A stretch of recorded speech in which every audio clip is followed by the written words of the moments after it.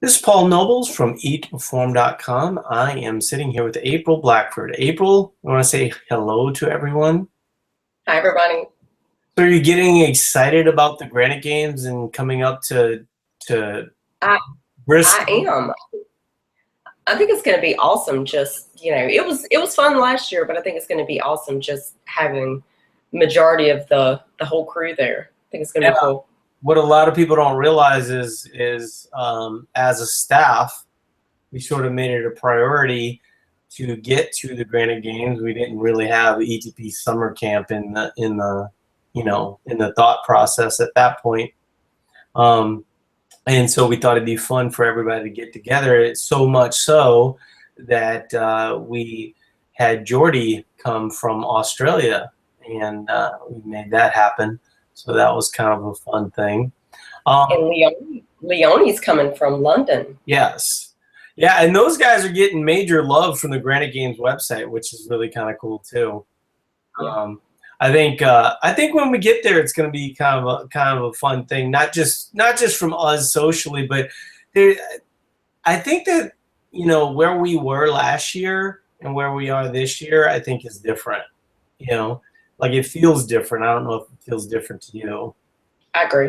Yeah, I mean it's kind of funny. Like when we went to the CrossFit Games, I mean, like April and I were sitting there, and it was like, I mean, we saw, a handful of people, but in general, there really wasn't a lot of, interaction. I mean, there's always business to be done there, which was fun. I got to be on a podcast and mess around with a few, business partners. We ended up making a deal with Titan, so they're going to be one of the people for our Wave Method Challenge that starts tomorrow, but technically it starts on the 15th. We actually had more non-CrossFitters that came out and hung out with us there. That was funny. I mean, we might as well have just gone to Chuck E. Cheese because they didn't really give a shit about the CrossFit part. Let's see. Somebody's asking, is this an audio only webinar? If no, I have no picture, but do have sound. Yeah, no, it's we've got video going. Somebody's saying that they can't see us. I wonder.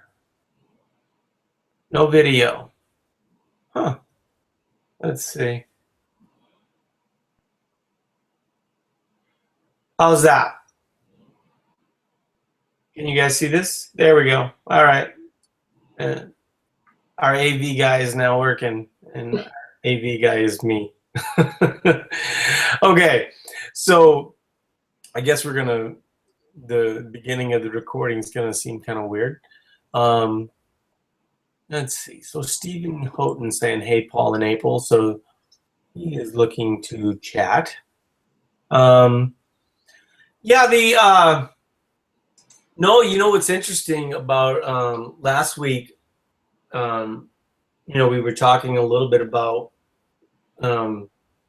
excuse me, we were talking a little bit about, dessert choices or choices at night. And so I did end up doing the cereal, and it has been good. It hasn't been perfect, but there were a few things that kind of got in the way.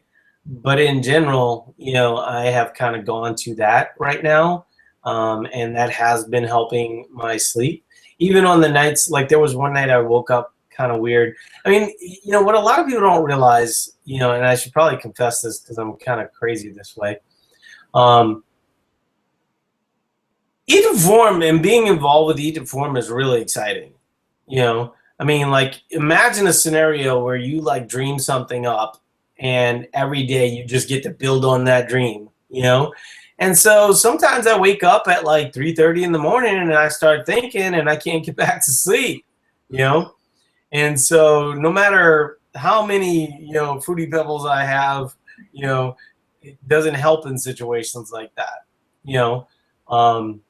But because, I do have a little bit of a flexible schedule, I usually can find ways to catch a nap or something like that. So it ends up being kind of not that bad of a deal. Well, I am excited to say that since my youngest went off to college and school is back in, I am officially able to work in some little small power naps. So I'm like a brand new person. Yeah, I imagine, I don't know what that's like. I have to say, like, I love my kids. I really do. But, we had date weekend this weekend, and I mean, it just does give you a glimpse of what it's going to be like. And if it's, yeah, it could be glorious. It's a long story. It's kind of strange because it's kind of quiet because it's just my 10-year-old. You know, it's kind of weird at first, but it is kind of nice. It's nice. It's almost like what you hear people saying when they have grandkids, that you get to spoil them and then send them off. You know, it's kind of like you get to visit your child when they come home, and then, oh, okay, all right, I'll see you in a couple weeks, type thing. Yeah. So Gina's asking, have you ever had anyone work up their numbers correctly, then go through a PFFL phase and not see results? I think that answer is yes. And I think that answer is actually being displayed upon, Science Lab Off Topic right now, and that's Pam Sherwell. When she went through the PFFL phase, she was one of the first people we asked to do it. And she was really diligent about it. She worked really, really super hard. And one of the things that we suggested to her, very early on, and some of the experience Pam had is sorry, Jenna, I mispronounce that every single week. But what Jenna's asking is, so Pam did struggle, right? We gave her PFFL numbers. The question is, did she go into the PFFL phase fed well? And I would say that answer, especially now looking at, her results now, that answer was no. And so in a way, it's not a good situation. I'll tell you what I told somebody today, okay? And we're giving her PFFL numbers. And I told her, I was like, honestly, I don't think you're going to do well based on the fact that you haven't stabilized long enough. I said, but, I fully support you wanting to try it. So here's what I would do. And in retrospect, I think we had Pam go a little longer than I probably would have liked, given this scenario. But, it's kind of like this weird thing, because on the one hand, you want to support people in their journey. And but at a certain point, you just realize there's just no way that this is the way to go, right? And so I think, with Pam, we had her cut it off at about a month. What I talked about earlier with Tracy, who was the person that I talked with, I said, you got 2 weeks. And basically what I meant is if you go through a PFFL phase and you're starting off at, let's say, 170 pounds, and you haven't really, worked up to your PFFL numbers the way that we think that you should, and sometimes, I mean, for some people, 1 or 2 months is fine. A lot of people need longer than that, 3 to 6 months. And, it's surprising how many people are willing to take that, advice, and then ultimately end up doing well as a result. But if, as an example, you come in, you've been, eating to perform, you're 170, kind of a little fluffy, right?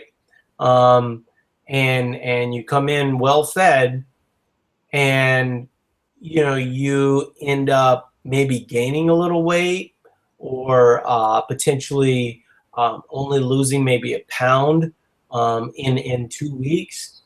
The way PFFL works is that if you come in, well fed, and let's say you're 170, within the first week to 2 weeks, you should lose 5 pounds, right? Because what you're essentially addressing is systematic inflation at that point. That's not fat, okay? But we have people come in well fed for this reason. And so what I said to her, I said, if you come in and your weight is up after a week, cut it off, because what is essentially happening is if you lower your calories, your accumulated stress, and Mike talks about this a lot in our coaches course, is basically taking over and you're doing no good. And so we gave her a 2-week period.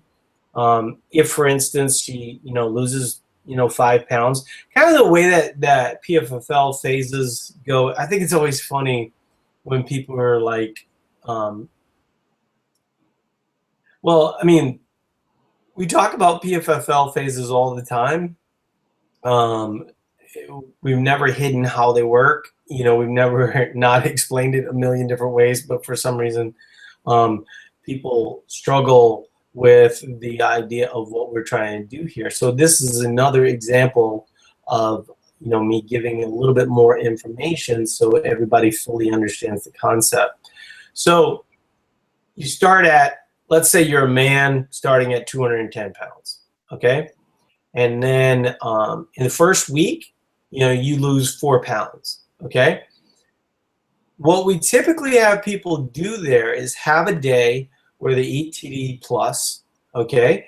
And then what that's supposed to do is sort of upregulate, because when you are in a process of eating at a deficit, you're kind of down-regulating your body, and you want your body to kind of adjust positively to that. So you're at 210, you come down to 206, okay? You have your TDE plus day, and then basically that brings you to 209, okay? And then you rinse and repeat that process, right? So 209, come down 4 more pounds, now you're at 205, we go to 208. And then ideally, you're hitting your goal at that point. Then you go, is that how it works? And the long story short is no, that's not how it works. That's in theory how it works. That's in theory how it works best. But, there's lots of things that come into play. I just talked about accumulated stress. In the case of women, obviously you have, Shark Week type stuff going on. And so, there's a lot of factors that come in. But in general, what you want to do is sort of stick to the plan. And what I think happens for a lot of people, right, is, they're in that cheat meal mentality. And what I'm saying is get out of the cheat meal mentality and get to a point where you can actually quantify. So what we suggest is TDE plus 500, right? And so is that a rigid number? No.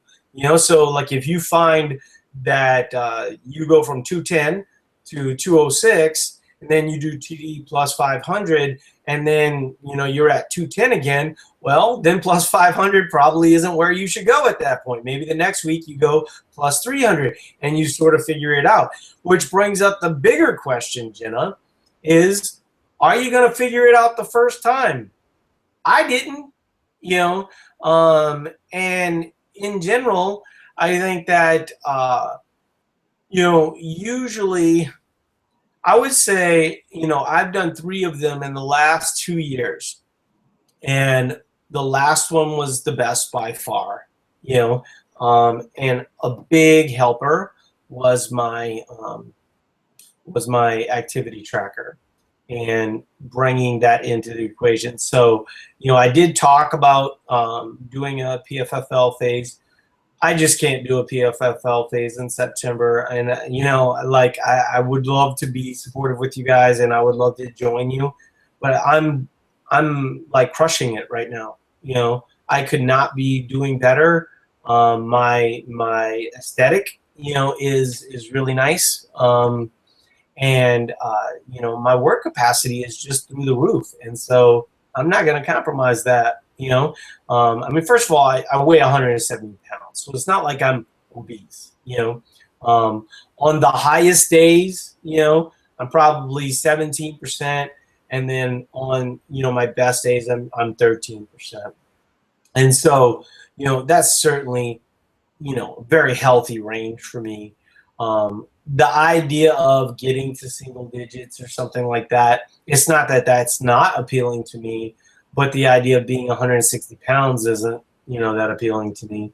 And so what I want to do is kind of play this, I've built my long endurance up over the course of the last 3-4 months. And so I want to play this out, and I want to see where this takes me, because it seems to be taking me in a really good spot. So I hope that helps. It's sort of a long answer to your question.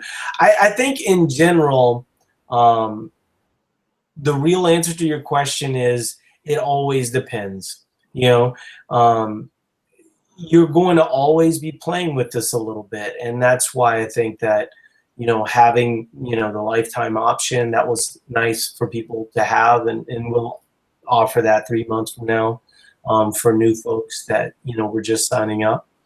And so I hope that makes sense. But in general, when we first started off, our advice was similar to what we said with Tracy. Like, we would just let you start off, and a lot of the people that are in the the PFFL groups now, we said, hey, we'll go ahead and let you do it, right? There was a good, but in reality, a lot of them are going to see it as a learning experience. They're not going to necessarily see the exact results that they want, and that's okay. Sometimes learning what doesn't work is way more valuable than learning what works. Any thoughts on that, April? Obviously, I couldn't agree with you even more. In regards to the answer to her question, like what you said, there's just way too many scenarios. Everyone is different. You have the systematic stress, women, things like that. I can honestly say that the people that have seen the best results, like David Christian, some of those are the ones that were properly fed for a longer period of time. He ate his TDE and pushed the limit, over a year. It's the longer, like what you were saying before, some people, like, Pam, they think that they're eating their TDEE and they're not. Their activity level or their expenditures are actually higher. And I think that whenever you're in that situation, and the activity trackers aren't always 100% accurate, I think too many people are just too black and white with some of those things. I've reviewed many PFFL requests, and, people were eating up to their tracker, but there's just no way. It kind of similar to me, where it underestimates, and there's just no way that that's all that you're burning, and people are just too scared to kind of push the limits, to go out of that comfort zone and try to push it a little bit. Like what you said, just way too many scenarios. I think a lot of people are definitely learning, just go through the processes and learn, and then, gather all the useful and non-useful information, and then use it towards the next time. But the argument is that if you have to wait 3 months and the recommendation ends up being 6 months, it's only 3 more months, and you give yourself a much better chance. Like I said to Tracy earlier today, the problem you run into is, let's say you swing and miss, right? And then all of a sudden, you're down, say, 5 pounds, right? Then we got to reverse you out of that. Your buffer is going to be roughly, 3 to 5 pounds anyway. So you're going to end up going to 210. Now, you might end up being leaner as a result, but it's certainly not going to give you amazing results. It's going to give you good results. And so, like, would you be better off just waiting that extra 3 months and then making a good run at it in January? And I would say that a lot of people actually would be smart to do that. So yeah, let's see. So Shelly's asking, how strict do you have to be with respect to eating calories per day? Example, if you burn 5,000 calories over 2 days, can you eat 3,000 and 2,000? I think that answer is yes. I think that when you ask us, what you should do, okay, you have to realize that what we're trying to do is stabilize your situation. And we're trying to break it down into components that are easily solvable. So the problem that you run into if you do it like what you're saying is that it's kind of all over the board. And so if you get a bad result or if you get a good result, how do we know? How do we know what changed? What was the mechanism that allowed for that good result? And so in general, though, I think that, you know, you're probably right. I mean, if you did it in the exact reverse, right, and you did your carbohydrates on your rest days and you had 3,000 calories, but you had 2,000 calories on your workout days, you know, yeah, it might not be the best formula for working out. Actually, we're going to talk about that because it was brought up in the coaches course, and it was a great discussion. And someone asked about insulin related to somebody eating fats and fiber. And, you know, we've covered that ad nauseum, that, you know, you need carbohydrates for protein turnover and things of that nature. But what Brad was talking about, and I don't know how many of you guys know Dr. Brad Dieter, but he works on the staff. And he was talking about positioning your carbohydrates around your workouts to allow for better workouts. And then I responded that one of the best things that I'd ever heard was from Alex Vieta. And Alex talked about what hypertrophy is. Because hypertrophy sounds like muscle building, right? I just went to the gym, I built some muscle, and then I walked away stronger. And the way that Alex explains it is way better. He said, not only is your body looking to build new tissue, it needs to build new capillaries and new blood vessels, right? So your body has to create more body, right? And so when you think of insulin and all this other type of stuff, it sort of misses the point of why you put your carbohydrates around your workouts. The reason why you put your carbohydrates around your workouts is so that it allows you to do more work. And when you look at Pam's situation as an example, getting back to that, you know, as a staff, you have thousands of people having success, with no troubles at all. Of course, you never focus on those people. You focus on the people that are struggling the most. And so I remember one day going back through 4 months of Pam's food logs. And it occurred to me, looking at her activity tracker, that she had never really had a day that she had eaten at a surplus, right? Maybe a couple days here and there.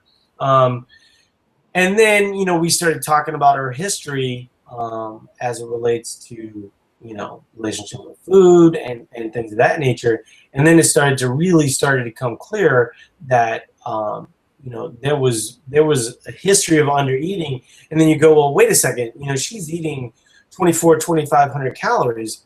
Doesn't matter. If you're burning 3,800 calories for the last 15 years, right? And even if you're eating 2,600 and 2,700, that's marginally better than eating 1,800, but it's not that much better, right? You're still creating these big, huge burns. And so, some of that process requires a little bit of patience, a little bit of healing, a little bit of trial and error. And so we had Pam do a number of things. We never ultimately ended up getting to overtraining software. And, that is, we've been waiting for this AMP strip. It was supposed to come out in August, and now it's pushed back to January. We may have to actually just move to Omega Wave, because I think overtraining is actually a very big issue for a lot of people. And, you hate to have people buy all these devices. The reality is that the good majority of people don't need these devices. But the people that do need them really need them badly, right? And so so that's something to think about. Well, I think the thing is that they'll continue to push their bodies and won't listen to the signs, communicate with their body, and they actually need a device to say, hey, you're not recovered, or, this is what's going on, It changed my life. I had an Omega Wave. I used it pretty religiously for, I'd say, 6 to 8 months, and I had my CrossFit Games athletes use them as well. I think that they kind of just ignored the data. I didn't know, and I changed my behavior as a result. And I went from 3 on, 1 off to like kind of the opposite, which wasn't all great. It wasn't like particularly enlightened either. And so, there was a process there, and I think I could help people walk through that process a little bit better because of the mistakes that I made.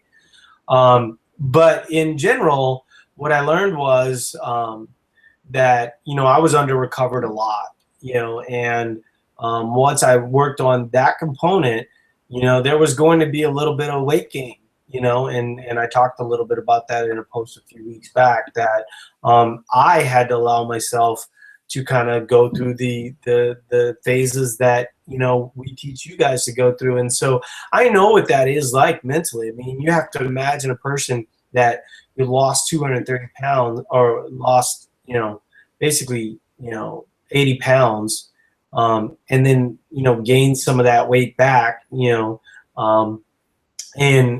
that's a frustrating process. But in the end, it landed me in a much better spot with more muscle, and I was able to use my workouts more efficiently. And then now, I almost want to get one, just so I can test how my new recovery protocol is working, because honestly, it feels great. Aesthetically, I feel, really, really good. And, it's going to be interesting to see, following the protocol I'm using right now, especially after the granite gains, because I can move to more hypertrophy work. I don't know if you saw my post about the hip thruster machine, Yeah. April. So I was asking that question. I had already bought it. I knew you bought it. I knew you did.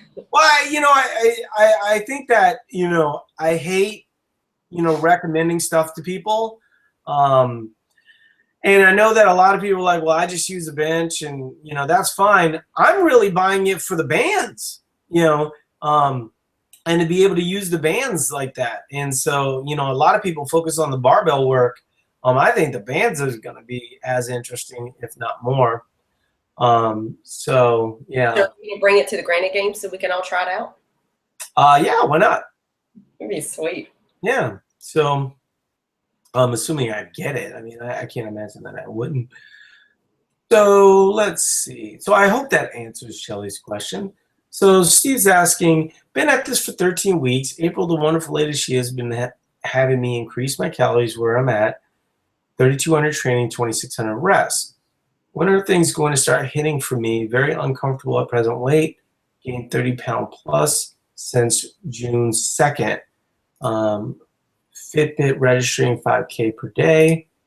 I'm at a 14K deficit and following April's advice. Presently stabilized at 275 going on third week. Okay.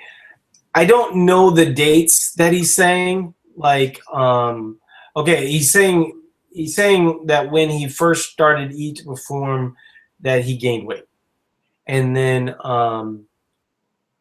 that his burns are extreme, that his burns are closer to 5K. And he's weight stable right now, which is good, but in some ways it's giving like this false sense of security. There is no scenario where you're basically, I mean, one of the reasons why I talked about Pam's scenario is that would be your scenario.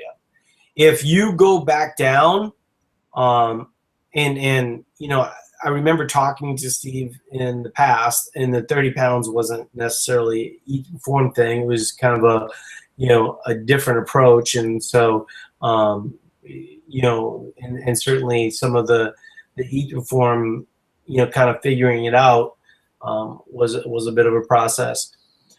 But when you have 5,000 calorie burns on a daily basis, okay, and you're eating 1,800 calories, and you start introducing calories back into the equation, like he's saying, he was underfed for a long time. Honestly, see, I got bad news for you. Well, first of all, is it Steve or Steven? He goes by Steve, but his name's Steven. Okay. So unfortunately, you're still in the same boat that we were talking about with Pam, is, the fact that your weight's stable is awesome, right? That is a great sign. Okay. But, you got to keep pushing it, and you got to keep working gradually to get much closer to that Fitbit burn. Now, do you have to get to 5,000? We have seen that with larger athletes that you don't, right? It tends to underestimate, for women and for, like smaller athletes. But on the same hand, for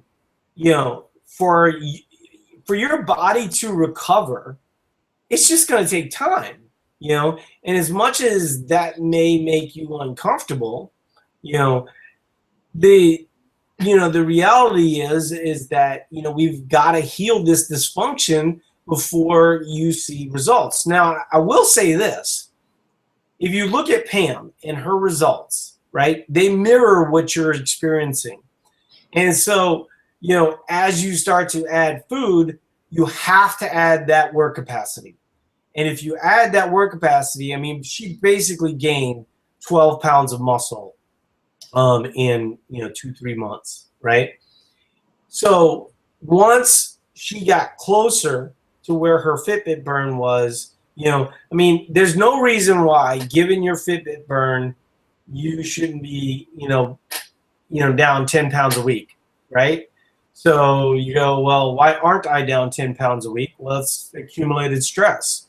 We got to look at sleep. We got to look at all these other things, but we got to look at food, and we can't just like throw in, 5,000 calories of food.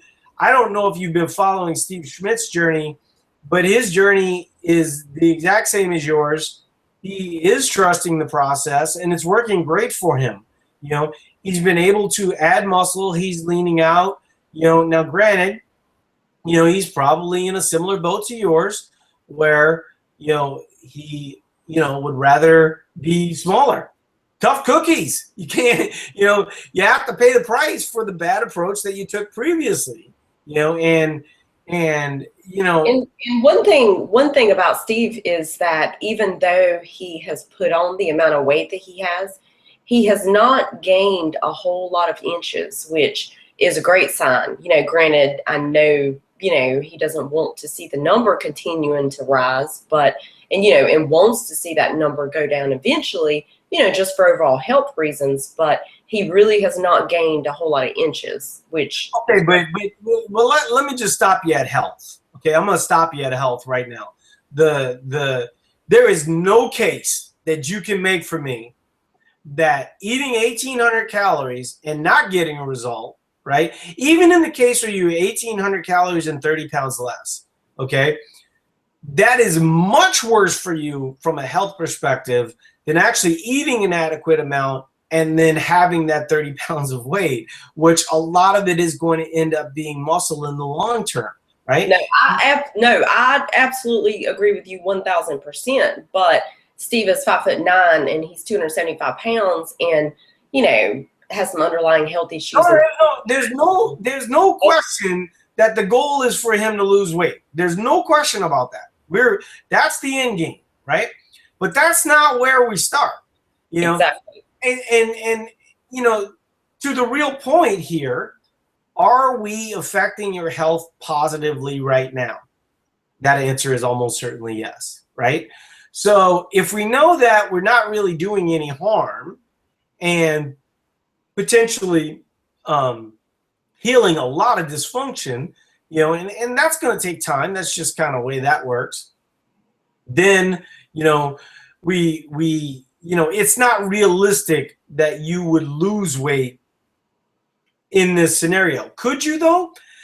Man, I tell you, we've seen it too often. you know, a lot of the little problems that sort of accumulate over time, once people start eating closer to their daily burn. The one thing I would say, do you know why his burns are so high, April? I mean, that's His someone job, who's his job is, I think he's like a plant manager, and his meat activity is insanely high. yeah. And so that in some ways is working against him, you know. And he has successfully dieted, you know, well, I'm sorry, it was not a success, but he has cut his calories to extreme low levels and lost, you know, large amounts of weight. I think before he started, he had gotten down to 220, but he did not do it the proper way. You know, he dieted the wrong way and he gained it all back. He gained, you know, 20 pounds back. So it was not effective, you know, in that fashion. Let's talk about that a little bit, because I think that that's helpful for anybody that's sort of newer and kind of getting acquainted to Eat to Perform. And I talked a little bit about why, you know, what worked for me and you know, what didn't, right? And so basically what would happen is I early 20s, I'm 135, 140 pounds. You know, I naturally grow into, you know, kind of my man figure, right? And so I start to move to 175, and that's fine. Then I get to 185, right? So I'm like, oh no, you know, I don't want to be, you know, I don't want this to get out of control. So I start eating less. I don't feel like I can do as much, right? And so maybe I start to eat out a little bit of my muscle. My work capacity certainly isn't great here because I'm not, you know, working out. This is kind of, I'm walking you through the progression of how one becomes obese. Okay, so basically, you know, 195, right? You know, you get down to 175. You start introducing foods. You just want to be a normal human being. You're not really moving all that much, and you start to eat all these foods. Well, you're metabolically inflexible. Your muscle has been compromised a little bit. So now you go up to 195. Okay, you don't have enough muscle, right, to really adjust to that frame, and you're actually storing more fat than you would want in that scenario. So what do? You panic. Okay, let's stop right here. Okay, if at 195, I would have just stayed at 195 for a year to 2 years, it would have allowed my body to naturally adjust with no resistance training at all.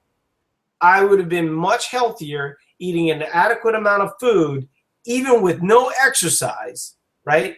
And let my body adjust. But because I didn't, right, every time I panicked, and I would starve myself back to 175 and then eventually 185 because 175 was too low. And then, you know, rinse and repeat, 205, 215, you know, and then you get to 230, and then I have the muscle mass of a 175-pound man, 155-pound man, you know. So what ends up happening in that scenario is you basically just diet your way into obesity, and you never allow your body to adjust. And then, you know, what's interesting about it is as you gain weight, you know, even in the case where you don't have an adequate amount of muscle, it still does require a good amount of calories to maintain your frame at that point. So even if, you know, like for instance, if I had 155 pounds of lean mass, right, and I was 230 pounds compared to 180, the metabolic needs of a 230-pound person is a lot more than the metabolic needs of 180. So now if I'm under eating, now we start talking about accumulated stress, and that's ultimately what Steve's issue is. And so, you know, if we can figure out a way, you know, to get some of those burns down to a more reasonable level, and I understand that it's difficult. You have a job, it's an active job, you know, but if we can figure out a way, you know, if you're doing a lot of extra walking and things of that nature, you know, cut that back a bit. That's a little bit what we had Pam do, to be honest with you. You know, we just had her focus on the things that she liked, okay? I mean, you know, we weren't saying that CrossFit was bad, but it was kind of bad for Pam. It was one of the things that was, one of the problems that we've seen with Eat to Perform, especially as it relates to CrossFit, is that, and it has really nothing to do with CrossFit at all, okay? It has to do with a bad approach as it relates to amount of food and CrossFitting, right? And so we never really got to see what it would be like if Pam was eating 4,000 calories while CrossFitting, right? But what we did was we did the reverse. We had her, do her lifting and things of that nature in a more controlled setting. There wasn't a lot of CrossFit involved, and that's what allowed for some of the change. And so, if you can go from that 5K burn to 4K burn, and then maybe meet us in the middle somewhere, your stress levels, sleeps, all that type of stuff will be affected positively. He said, I've cut my workouts down to 30 minutes from over an hour. Yeah, I mean, that's a good thing. But what are your workouts, right? Are they weightlifting? Yes. Yeah, so his workouts are pretty strictly weightlifting? Yes. Okay. And so, yeah, I mean, I think the long story short, given your job, we just have to gradually move you to where your body wants to be. That's the long story short, and then that's going to give us the best shot at, losing weight, down the line.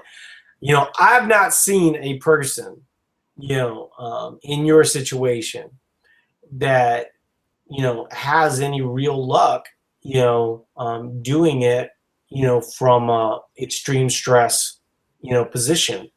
It's very difficult, obviously, for people with a lot of fat to use to lose weight. And part of the reason why it's difficult is because of that cycle that I just described, is they never allow their body to adjust metabolically, and they're always ready to jump back into the diet pool, right? And so that sort of brings people to bariatric surgery and all this other really extreme type stuff that in the end, it's not solving the real problem, right? And, the other thing that I would say is, what, there may be, some underlying stuff that you might need to work through personally, that, makes you want to cling back to that other stuff. I mean, that was a little bit of my story too, right? I thought that was the most healthy approach, but after about 6 times, right? I mean, I should have realized it wasn't going to work that way, but for some reason I still clung to that. And I think that, that's the type of things that you need to work through a little bit too. We say it all the time. The mental part is literally 80-85% of it, in my opinion. Once you can get to that good, healthy place mentally, it's easy from there, or a hell of a lot easier. I mean, honestly, it's easy for you and I to say. I mean, like, I was 230. I was never, I mean, I'm the same height as Steve, right? 5'9", I don't know what it's like to be 275 pounds, and frustrated and not be able to deal with that. I don't know what that's like, I mean, he's 5'11". Okay, so your situation would have been pretty similar to mine, actually. I mean, there's a certain part of me that wants to allow Steve to be upset, right? But at the same point, we got to be upset and we got to move on. And it sounds like he's already doing that. He's done the work. He's kind of dealt with some level of frustration. And even though it's frustrating to feel like you still have work to do, it seems fairly obvious what you're doing is working, right? And so, the long story short is we got to continue doing what's working.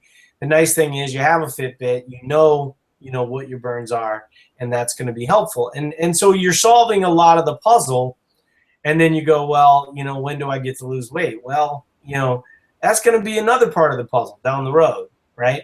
But at the very least, we'll be, building some muscle. Will be affecting your health positively, and that's all a good thing. And he's saying April's his hero, which April's my hero as well. So, okay, let's see.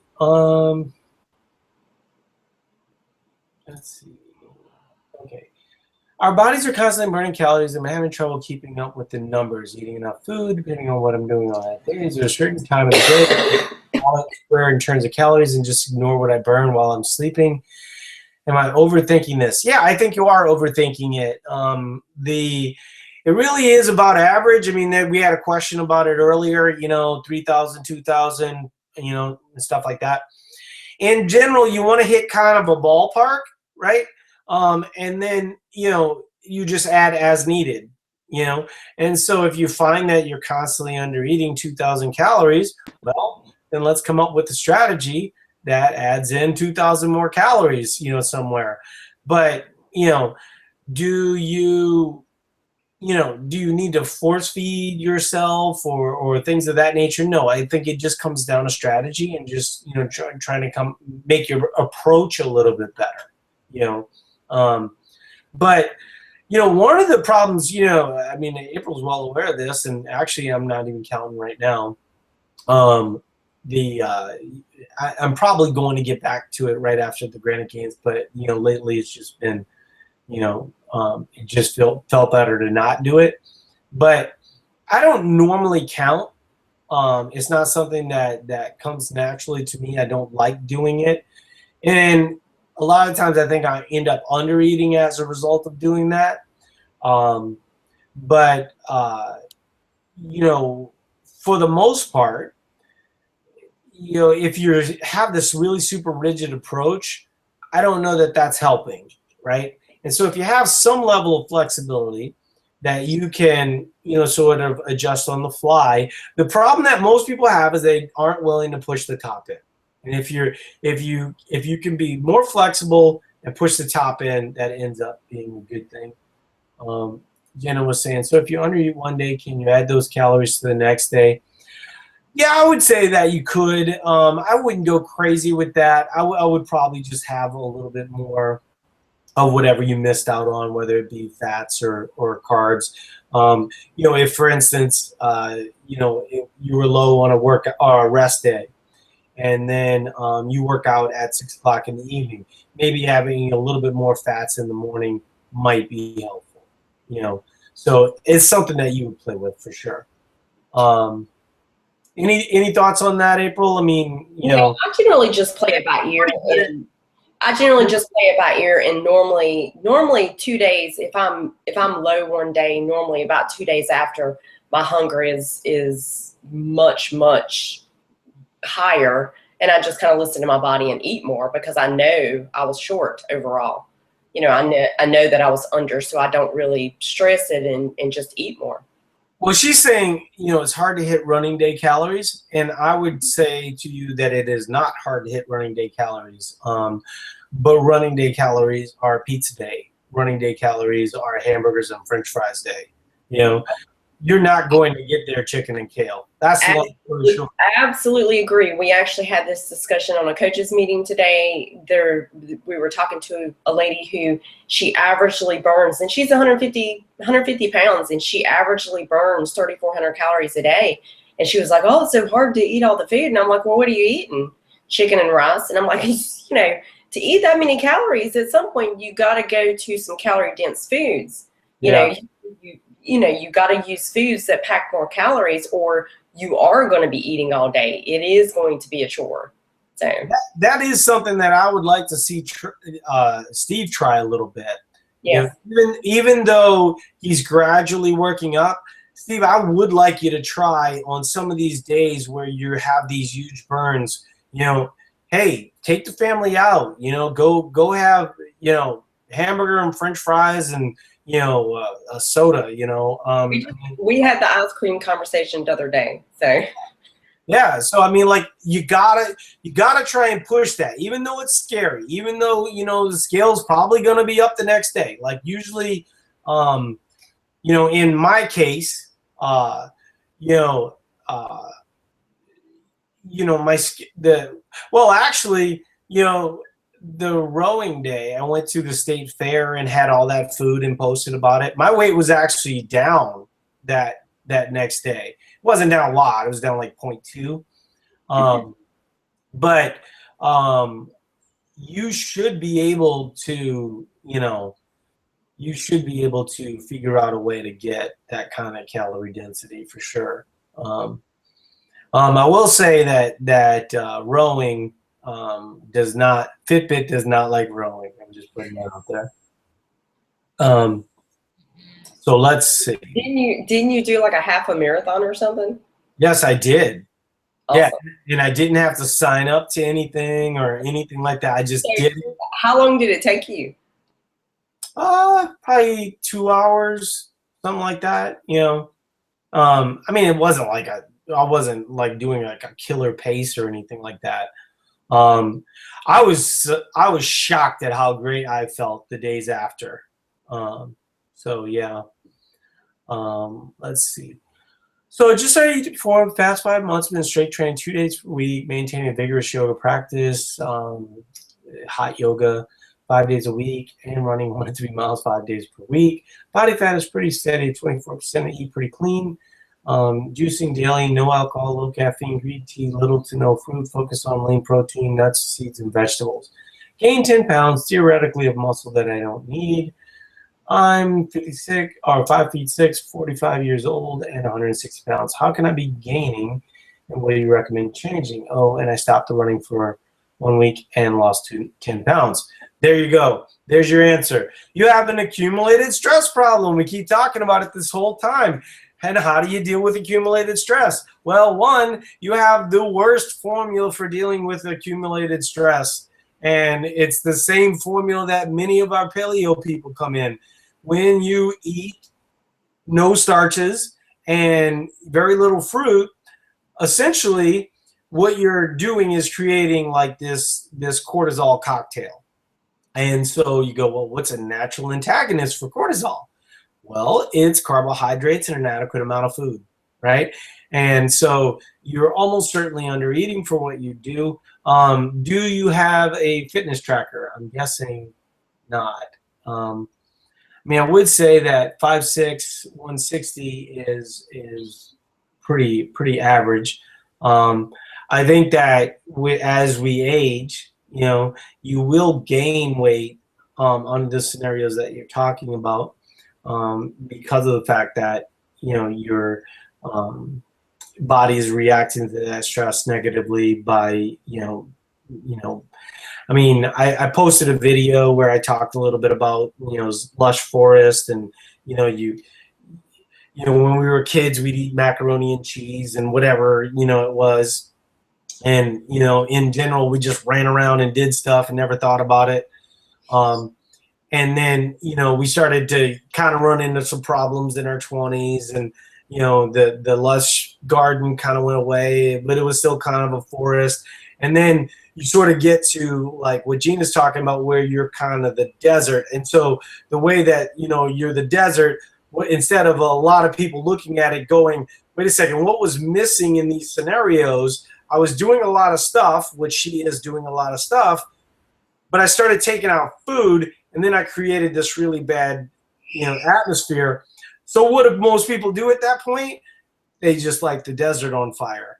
And so rather than, you know, adding more food and foods that actually add, you know, to your system as an athlete, I don't know why you're running so much. I don't know why you're working out so much. But I can tell you this, you know, as you move that closer to your burn, there's two ways. That's sort of like what we talked about with Steve. You know, you have two options. You can eat more or you can do less, right? And then you go, well, you know, I like doing what I'm doing. Okay, good. Then eat more. But I, you know, don't want to eat that much. Okay, then do less. You know, like, you know, you have to come up with a compromise personally that makes sense for yourself. And I will say, I mean, like when you don't eat anything that, you know, your weight will stay relatively stable, and you won't, feel bloated or fluffy or, all these types of things.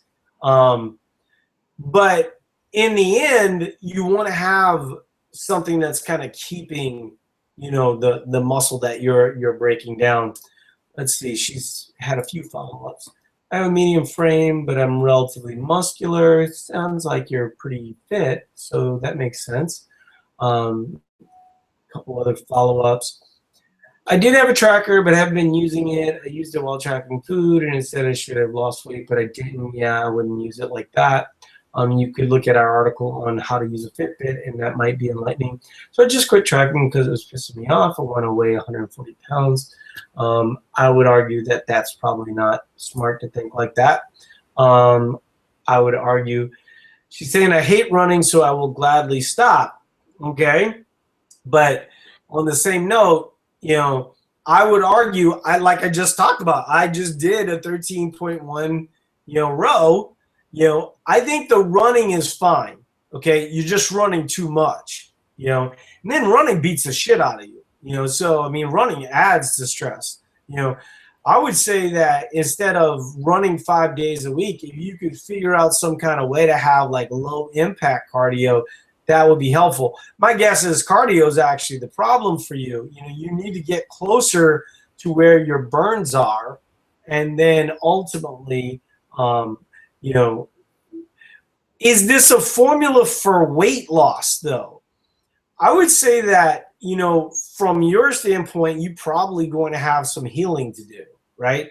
And so we need to get like your food component kind of closer to where your burn component is, to see where kind of the magic is. And if you're 160 pounds right now, you're probably relatively inflexible. So you could probably expect to gain, 2-3 pounds in that process. So like this thought process of 140, that's a wish at this point, because you already are under eating. You're already doing crazy amount of stuff, and it's clearly not working, and you're here, right? So the answer is a little bit more involved than you'd probably like it to be, but the good news is it works. It'll take a few months for you to kind of start to figure this out a little bit. And you certainly wouldn't be the first person ever, we've said this a million times over, that the people that respond best to Eat to Perform are the best athletes. And so you clearly have, some athletic ability. You're already relatively lean. 160 is average actually for your height. So you're certainly not in a bad situation. And if I said to you, okay, what if we threw 140 out of the mix, right? If I said to you, I could get you to 15% at 160, would you be good with that, right? And almost everybody would be, right? So it's not the number that really bothers you. It's the thought of what you think that number represents. And so if you lose that expectation, like when people say that they have a trouble with the scale, they don't have a trouble with the scale. What they have trouble with is the expectation of what the scale represents.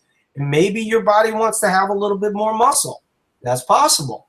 So what we need to do is kind of find this intersection. I can tell you one thing, as somebody who does vinyasa, I don't even know if that's how you say it, but I do hot yoga. And it's very stressful on your body too, right? And so you're just like doing all these really super stressful things. And my suspicion is that once you start to start doing the things that you enjoy, you'll enjoy your experience a lot more too. And that will make you a much better athlete. In the end, you're really not allowing for enough recovery, and so certainly some level of food, maybe a little bit more rest, is kind of something that I think would help in that scenario. And then break out that tracker, so we know, what your calorie burns are, because I think you're going to be shocked at how much that is. Well, let's see. I understand. That's what I'm working on now, not working out to excess, trying to keep my burn lower, stop working out at 300 calories.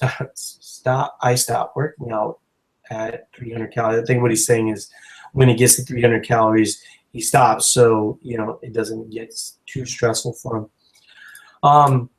So Paul is saying, excited newbie here. Till I get my total daily energy expenditure in the email, I'm thinking it's just obvious to trust my Fitbit for now and work on meeting that expenditure. Possibly. It depends on where you came from. If you were under eating, for instance, if you were eating 1,300 and your Fitbit says 2,800, don't do that. You'll just gain a bunch of weight. But you'll see it in the plan. It'll gradually kind of move you there. I know I forgot a major exercise issue in my request, so it will take some time to get it sorted. It appears that's okay. I'm just so excited to be here after decades of diet hell. Well, welcome back from diet hell. Let's see. I don't know if it's Crystal or how you would pronounce it, but let's see. Crystal. Okay, there we go. How long did it take you to get used to prepping? That has been really hard. I only started a week ago, but I've yet to be able to do this. I'm constantly on the go. So I've been focusing on at least hitting my daily goals and my pre and post goals. I'm still learning the lingo as well. I'll let you know when I'm used to the prepping. April's a lot better at it than I am. I started to say, I don't prep anything. I prep nothing, and I have a general base of foods that if I have those rotations on hand at all time, I could whip something up in 20 minutes. That's the secret. That's the secret. And it's basically crock pot chicken will help a lot. You just have that chicken available whenever, so you could have chicken and rice if you wanted to. Ground beef is good. You can do ground beef with sweet potatoes. That's a hash. You can do that in 5 to 10 minutes. I have steak often, so steak and salad works. Yeah, so if you can just find those couple staples, like having ground beef cooked and having chicken cooked, man, that makes a big difference. And then any kind of crock pot meal. I'm actually thinking of starting to cook my ground beef in the crock pot. Have you ever done that? I have, and unless you do, I guess it's the difference in what fat percentage you get. Because if it's fattier, it's going to sit in, it'd be kind of gross. A little tip you can do is you can actually wrap your sweet potatoes in foil and throw them in the crock pot and set them on low, and you'll have a ton of them made. Oh, there you go. I didn't know that. You should post that in Slot. Okay. All right. I think we're good. I don't think I missed anyone. Let's see. Might have missed. On control days, having trouble hitting my cards because of fruit, but on workout days, okay, missed one, Melissa Bauman. But on workout days, when I don't eat fruit, I can't seem to find a way to eat them. What do you guys eat to get those carbs in? I don't want to eat all carbs in the form of cereal. Well, white rice and sweet potatoes for me. I mean, how about you, April? Yeah, same thing. I do the Targo intra-workout. I do grits. I do rice or sweet potatoes. I will have a little bit of fruit on my workout days, like it's a snack. So it's not like fruit is off limits. You got roasted plantains, which are a big bang for your buck. Obviously, ripe bananas. I do a lot of the coconut rolled dates. Those are very tasty and very calorie dense. So there's a ton of options. Yeah. So Paul's saying, food suggestion: if you need to cook ground meat frozen quickly, cook it in boiling water. Cooks faster than you could brown it in final stage. That's interesting. I never heard that before. Haven't either. Yeah, I never thought of that. Plus, you can get the cheap. You can get the cheap grade, and the cheap grade because it's all boiling. So then you rinse off, so you don't have like the gigantic fat contents where half of your meat is fat. I'm just joking because I'm El Cheapo. That's all. Yeah. Saying you get moist meat, and yes, it rinse the fat. So that's an interesting tip. You should post that in Slot, Paula. That would be helpful to the group. All right, you guys. I did go over 6 minutes. Got to get out of here. Appreciate everybody being here, and we will talk to you guys later. Bye-bye. Good night.